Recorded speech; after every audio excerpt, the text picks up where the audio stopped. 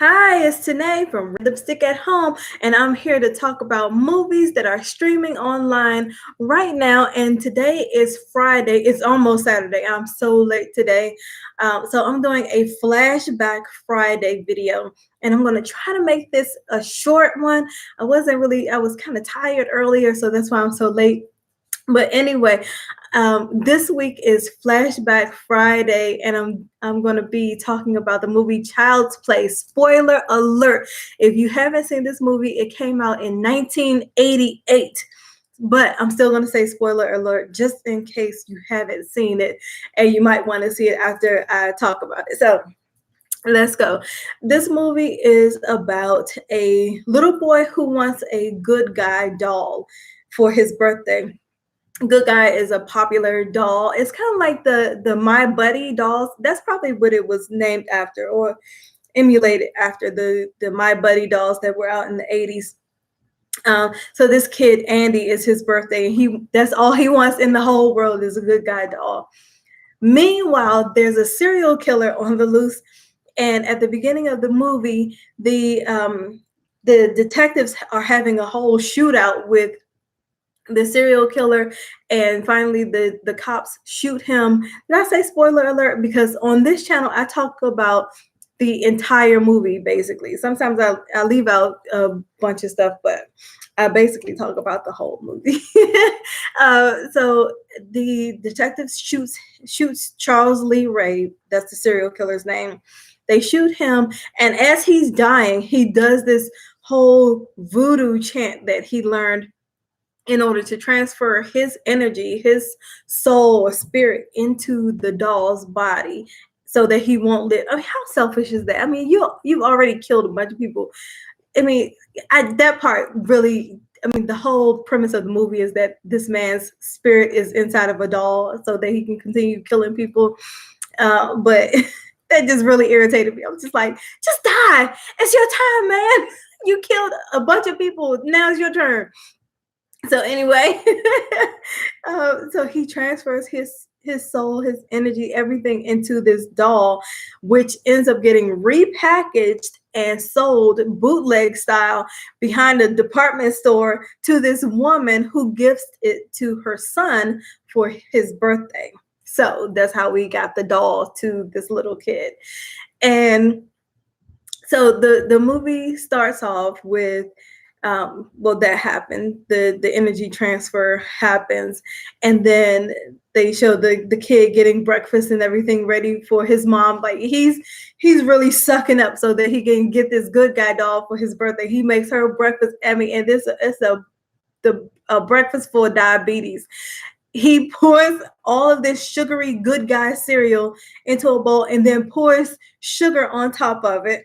And then he burns some toast and takes a whole like serving spoon worth of country crock and slaps the the country crock onto the burnt toast. I mean, it was I think he had some orange juice on there too. So, and this kid, his name is Andy, and he is the cutest. Oh my gosh, he's so cute, and he's cute and sweet, and he's really smart too. So, anyway, the mom ends up getting Andy some clothes in this big huge box. So he thinks that it's a good guy.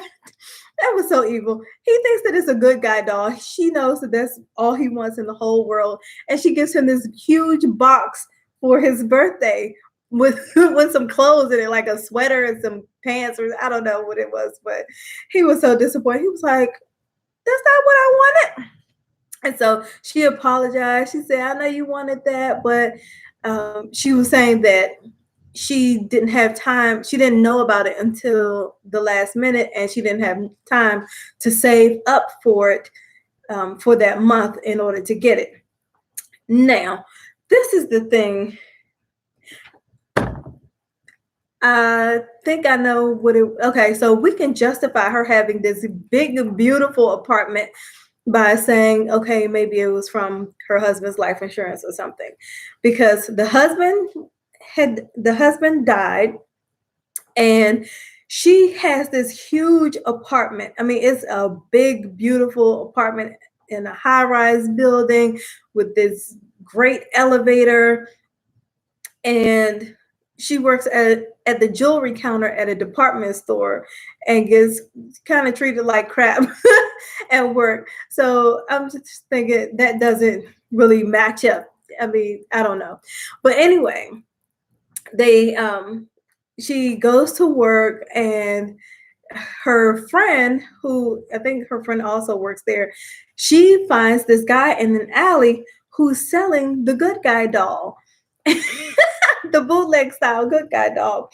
And so she's like, well, how do I know if it even works? And this whole thing. So anyway, they go to the alley, negotiate the price. She buys the doll for her son, brings it home. He's so happy, but she has to go back to work.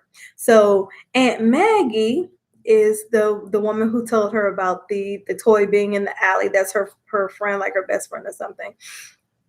She comes over to babysit.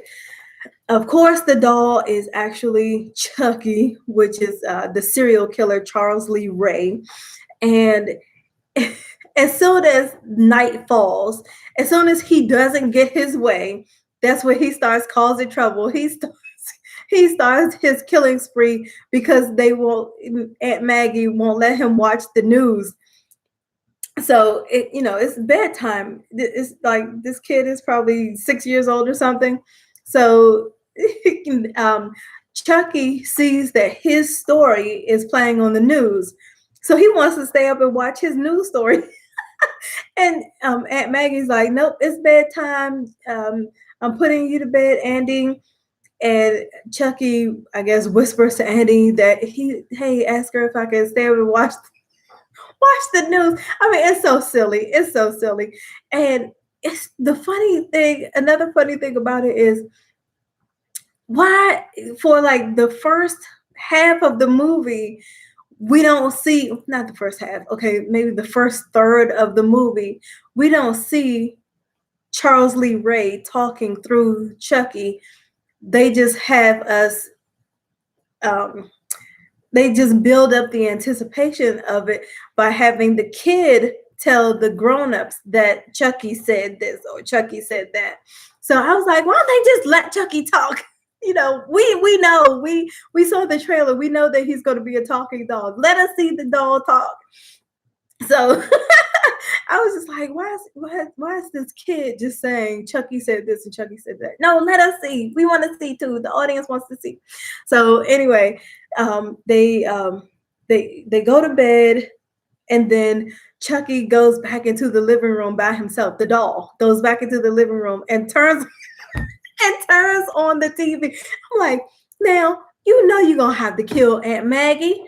You're gonna have to kill Aunt Maggie. Why don't you just go and handle your business with Aunt Maggie first instead of scaring the woman to death first?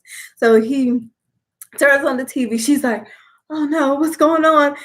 She's scared out of her mind, following noises all around the house. And then finally he turns the TV on and she's like, oh my gosh. So then he hits her in the head with a good guy tomahawk. How in the world? I don't know. High rise, what do you think that the windows of a high rise apartment would be thick and solid and like so sturdy that a woman who's probably 125 pounds just falling back like this would not be able to break through it? Chucky hit her in the head, like right here, with a little tomahawk toy or hammer good guy toy, and it was ridiculous. It was like, ah! And she flew out the window. It's so ridiculous. It's so stupid. Okay, so anyway, she flew out the window, and she died. So she was gone. So he got Aunt Maggie out of the way fast. Next thing you know, the police are there, and the mom is looking for her son. She's like, "Oh no, I live here. Where's my son? Where's my son?" So she's like, and now I know it's a movie, but sometimes in movies they make me mad. She's running through her. It's like a 2 bedroom apartment. It's big, but it's a 2 bedroom apartment, and she's screaming her child's name, Andy, Andy, Andy, and running from room to room. It's a 2 bedroom apartment. Why this little boy don't answer her until she's like right outside of the room that he's in, and she had called him probably 5 times before he was like, "Mommy." I wanted to slap. I wanted to be like, you heard me calling you. So, because there are police outside of the building, police all littered throughout her apartment. She's called, she's scared to death. So when you're scared like that something may have happened to your child, and then you're calling their name and they don't answer you, by the time you get there, you're ready to wring somebody's neck. You're happy that the child is okay, but still, you're like, oh, why did you answer me? I'm not even a parent, but I know the feeling. I can understand. So anyway, let me see. So, oh, so they had during the process of either scaring Aunt Maggie or killing Aunt Maggie, Chucky spilled the whole canister of flour onto the floor and the counter and everything. And so there are these little teeny footprints on the counter. And the detective shows the mom the footprints. And so he was like, what does this look like to you? He was like, these are, I keep wanting to say fingerprints. These are footprints. And so the finger immediately gets pointed to Andy because the footprint is so small. But it's the footprint of a doll. A footprint of a doll is like this big, that big, versus a footprint of a 6-year-old is probably a much bigger. And that just irritated me. I'm like, that's not that child's footprint. And so anyway, later on, Andy sees that there's flour on the bottom of Chucky's feet, and he tries to go tell the cops and his mom that, hey, I know who was on the counter in the flour. It was Chucky. They were like, oh, kid. They don't believe him. Stop telling stories, because at this point the cops think that they want to look at Andy a little bit closer as a murderer of his Aunt Maggie. So anyway, the next day, they go to school. Andy goes to school and he has his little doll with him, and Chucky is the worst friend ever. Like, he's called a good guy doll, and he's emulated after the My Buddy doll. But he's like and he says, I'll be your friend to the end. That's one of his little phrases that he's supposed to say. He's the worst friend ever. Let me tell you how terrible of a friend Chucky is. He let Andy get blamed for, the footprints in the flour. Basically let him get set up for murder, or he murdered someone and let him take the rap. He let him skip school. He told him to skip school, put him on a bus and a train by himself. This little boy is like 6, maybe 7 years old. I don't know. Excuse me. But he gets him on a train and a bus by himself as a little kid. And then he takes him through this shady neighborhood. I mean, if you could think of everything that you've ever seen depicted on TV or in a movie about a bad neighborhood, that's what Andy had to walk through by himself with just carrying a little doll. And nobody paid him any attention. As he was walking through, it was all kind of homeless people and smoke and fires and trash cans. And oh man, it was terrible. I was like, Chucky is a terrible friend. Why would he have this little boy walking through this terrible neighborhood, riding the bus by himself, riding the train by himself? And then he takes him to an abandoned building and leaves him outside the abandoned building while he goes in and kills somebody. I said, Chucky is the worst. That's probably what happened to his mental mind. He just couldn't keep a good friend. So he went into the house. Chucky went into the house when the little boy said he had to tinkle among this whole mass of clutter that was sitting outside of this abandoned house. The little boy went through the clutter to go take a little tinkle, and Chucky left him to go inside this house, turn on the gas, and light a match or fire a gun, or I don't know how the house blew up, but the the pilot was on. The pilot was on in the stove, and the whole house just came tumbling down. I don't even know how realistic that was. The whole house blew up with the guy who he was trying to kill in it. So, and when that happened, the little boy was right outside the house. I'm like, you're a terrible friend, Chucky. Your little friend, your little accomplice, unknowing accomplice, is right outside this house. You could have killed him too. Oh, serial killers. I mean, really. So then let me see. I have some notes up here, of course, because it's so much stuff happened. So then when the mom was talking to Andy, and Andy was trying to tell her that Chucky said this and Chucky did that, and he said, Chucky said Aunt Maggie was just a bee and got what she deserved. Like, Andy, young man. Now, if he, like I said before, he's so sweet and so cute and just well behaved. She knows her son doesn't talk like that. She knows that. I mean, of course, you're not really going to believe that a doll committed murder. You're not going to believe that. But I don't know. I probably would have started thinking that somebody else came into the house, like a grown man named Chucky came into the house. You know what I'm saying? I probably wouldn't have thought after a while that he was actually talking about the doll. I would have been like, was a grown man in here named Chucky? You know, it was just like, you know, your child doesn't talk like that or wouldn't talk like that to you.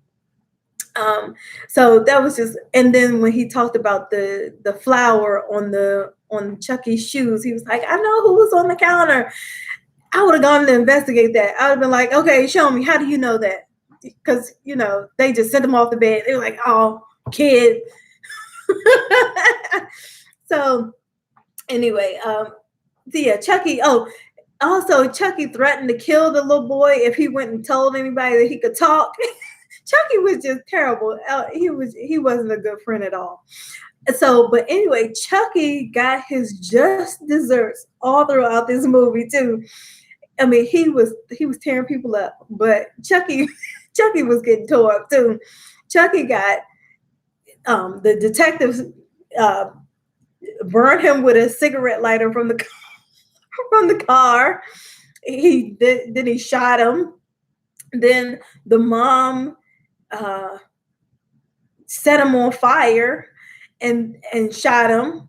And then I think the mom shot him like 5 times or something. Like she shot every limb off of him. It's like she shot his head off, she shot his arm off, she shot his leg off.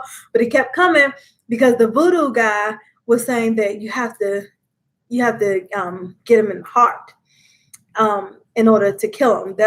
He was saying that his soul, or he was becoming more human, and so you have to like get him in the heart in order to actually kill him.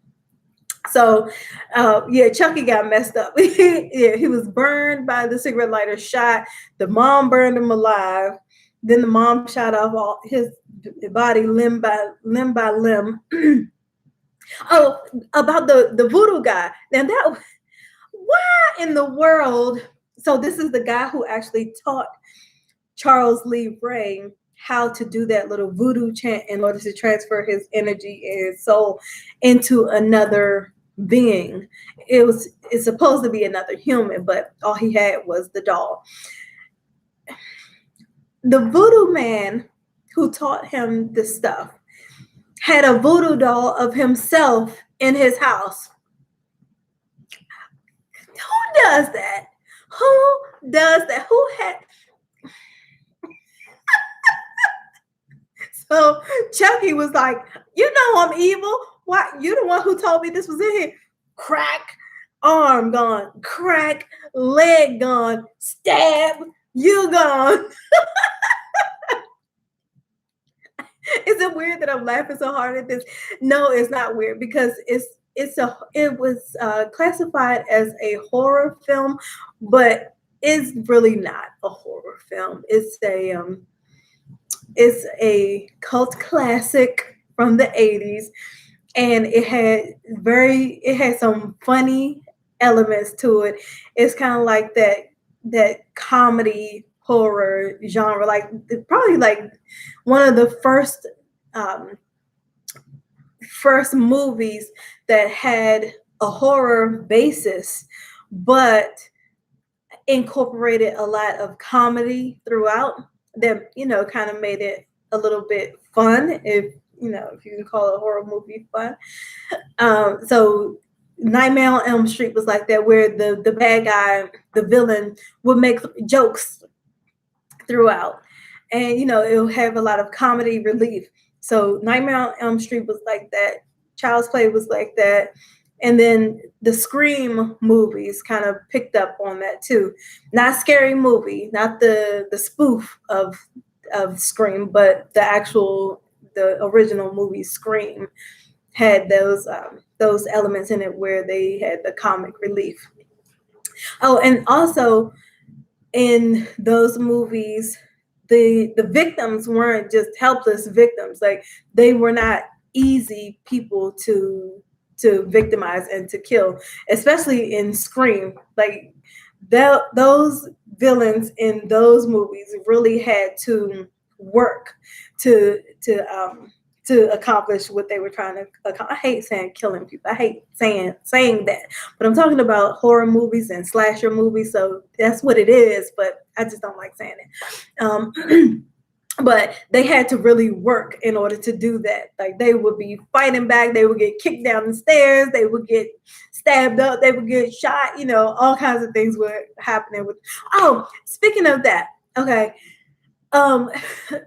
In this movie, in Child's Play, why, I didn't want it to happen, but why did Chucky have such a hard time stabbing the detective? When he was stabbing him through the seat, like, this is so horrible. I do not like talking about this.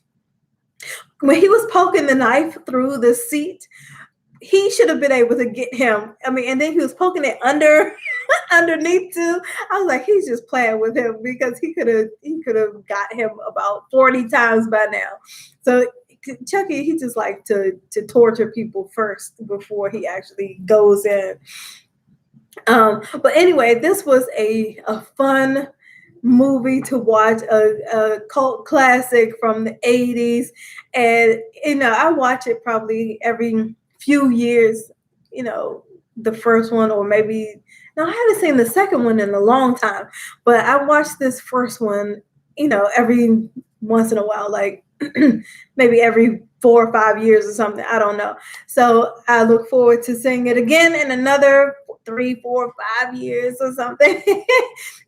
Those kind of movies are kind of fun to watch every once in a while. So anyway, if you like this video, please like it and subscribe to the channel, and I will be back next week, either Thursday or Friday. Bye.